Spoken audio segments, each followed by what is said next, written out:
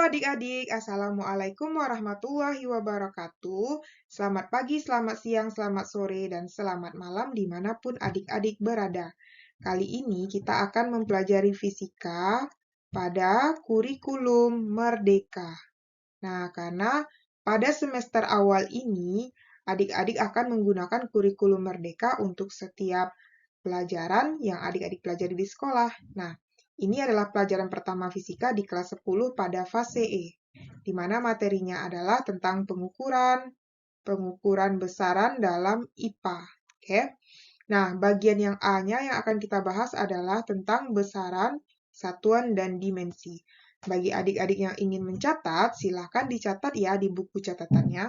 Nah, sebelum kita masuk ke materinya lebih jauh, kita harus pahami dulu apa saja bab yang akan kita pelajari.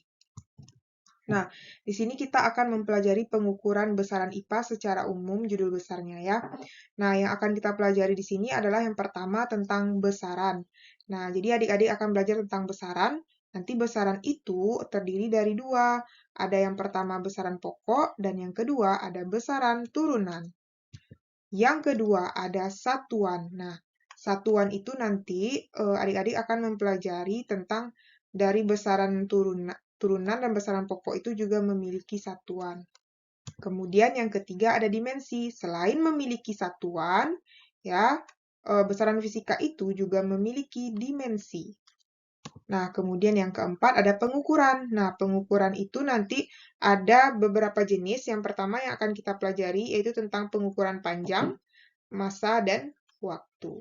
Nah, itu adalah gambaran secara umum subbab materi yang akan kita pelajari. Oke? Nah, sekarang kita masuk materinya ya. Nah, yang pertama itu kita akan mempelajari tentang besaran. Oke? Besaran itu adalah merupakan sesuatu yang dapat diukur dengan dinyatakan dalam angka.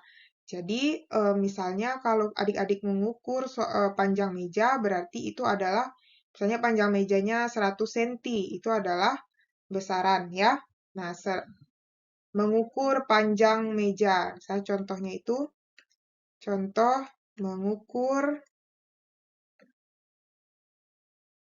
mengukur panjang meja. Panjang meja. Nah, panjang itu adalah misalnya 100 cm. Berarti panjang itu adalah jenis dari besaran ya. Oke. Nah, kita lihat lagi di sini jenis-jenis besaran. Yang pertama yang akan kita pelajari bagian yang A-nya adalah besaran berdasarkan satuan. Nah, yang pertama yaitu ada besaran pokok.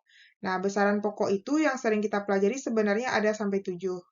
Nah, yaitu yang cara ngingatnya adalah kita menggunakan waktu kita belajar di SMP, itu singkatan yaitu jiwa SMP, ya kan? J adalah jumlah zat, I itu adalah intensitas cahaya, W adalah waktu, A adalah kuat arus ya, S itu adalah suhu, M itu adalah massa, P adalah panjang. Dan ini adalah lambang dari besaran pokoknya.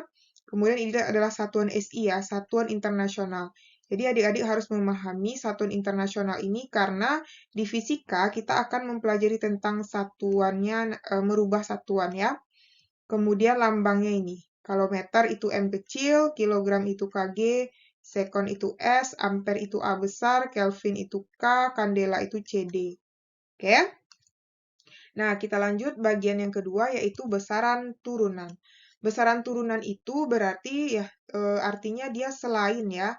Selain dari besaran pokok. Jadi yang tidak ada di besaran pokok berarti dia besaran turunan, yaitu yang pertama ada luas, volume, massa jenis, percepatan, gaya, usaha, daya, tekanan, dan momentum. Sebenarnya masih banyak lagi yang jenisnya yang lain ya. Pokoknya adik-adik pahami aja jiwa SMP ini, selain ini dia adalah besaran turunan. Oke. Nah, untuk adik-adik yang belajar silakan dicatat dan dipindahkan ke dalam buku catatannya agar bisa dipahami nanti setelah kita belajar. Oke. Kalau adik-adik punya pertanyaan boleh komen di kolom komentar ya. Nah, selanjutnya adalah yang bagian yang B, yaitu besaran berdasarkan nilai dan arah. Nah, jadi kalau berdasarkan nilai dan arah, berarti besaran itu juga memiliki yang pertama, jenisnya adalah besaran vektor. Nah, besaran vektor itu adalah besaran yang memiliki nilai dan arah. Jadi ini adik-adik harus pahami ya, karena ini akan berkaitan dengan pelajaran kelas 11 dan 12 nanti. Nah, contohnya adalah perpindahan, kecepatan, percepatan, berat, dan gaya. Kemudian ada yang kedua adalah besaran skalar. Besaran skalar adalah besaran yang memiliki nilai tapi tidak memiliki arah. Jadi dia hanya memiliki nilai saja tapi tidak memiliki arah ya. Jadi misalnya vektor ini, misalnya perpindahan misalnya, perpindahannya 10 meter ke kiri, jadi ada arahnya ke kiri. Tapi sedangkan besaran skalar itu nggak memiliki arah, misalnya jaraknya 100 meter, 100 meter aja, nggak ada 100 meter ke kiri. Atau misalnya waktu 10 sekon, nggak ada kan orang bilang 10 sekon ke kanan. Nah, jadi kayak gitu ya. Atau massa, kalau misalnya adik-adik menimbang berat massa badannya 60 kilo ke kanan, kan nggak ada orang ngomong gitu ya. Jadi makanya dia dibilang yaitu besaran skalar. Jadi hanya memiliki nilai. Sedangkan vektor memiliki nilai dan arah. Oke, pahami kata kunci itu ya. Kemudian yang ketiga ada besaran tensor. Nah, besaran tensor ini biasanya kita pelajari itu kalau udah kuliah ya, atau misalnya fisika lanjutan gitu. Kalau misalnya sekarang kita pelajari hanya besaran vektor dan besaran skalar. Nah, tapi nggak apa-apa untuk pengetahuan umum ya, besaran tensor itu adalah besaran yang memiliki banyak arah. Contohnya adalah tegangan dan regangan. Oke? Nah, kita lihat latihannya di sini ya, nomor 3. Di situ ada besaran gaya terdiri atas besaran pokok. Berarti gaya itu kan lambangnya F ya.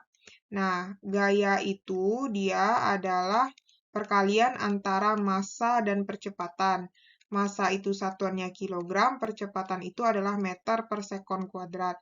Berarti terdiri dari besaran massa, kemudian ada panjang, besaran pokoknya ya massa, panjang, dan waktu. Jadi jawabannya adalah massa panjang dan waktu. Massa panjang dan waktu yaitu yang C. Oke.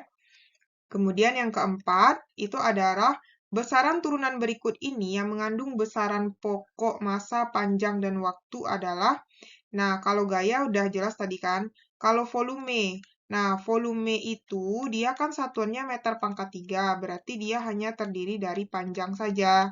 Nah dia sedangkan dia ada massa panjang waktu, ada ketiganya ya. Kemudian berat. Nah, kalau berat itu dia kan dari M kali gravitasi. Berarti satuannya adalah kilogram meter per sekon. Meter per sekon kuadrat. Jadi ada massa, panjang, waktu ya. Berarti benar. Kalau momentum itu adalah M kali V. Berarti kilogram meter per sekon. Nah, berarti benar ya momentum. Nah, jadi benar. Berat juga benar. Jadi, kalau misalnya percepatan, nah impuls itu sama dengan momentum ya. Tapi kalau percepatan itu dia hanya meter per sekon kuadrat. Berarti hanya terdiri dari panjang dan waktu saja. Berarti nggak ada massa ya, berarti percepatan nggak. Kecepatan juga. Kalau kecepatan, itu dia hanya meter per sekon, berarti hanya terdiri dari panjang dan waktu. Jadi yang paling tepat itu adalah berat dan impuls momentum ya. Berat dan momentum, berarti jawabannya yang B. Nah, untuk materi selanjutnya, silakan cek di slide berikut ini. Check this out.